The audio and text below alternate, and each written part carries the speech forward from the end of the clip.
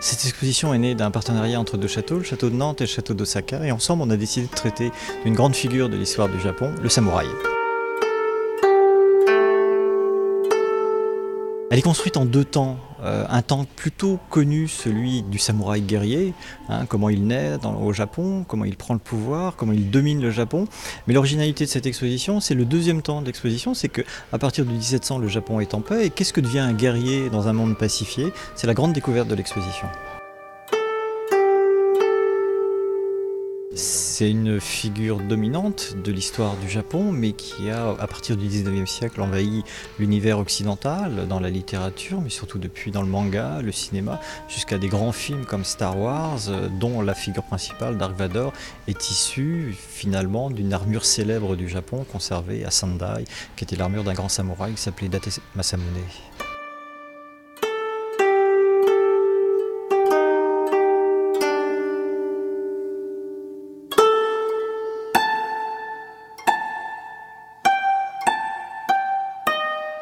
Samouraï est aujourd'hui beaucoup lié à, par exemple, un manga et un dessin animé. Il y a des héros qui apparaissent dans ces œuvres qui attirent les jeunes. Plus samouraï représentait pour beaucoup, disons, la culture, la civilisation japonaise, à commencer par l'aspect guerrier, ensuite les grands dirigeants politiques et avant la modernisation du Japon.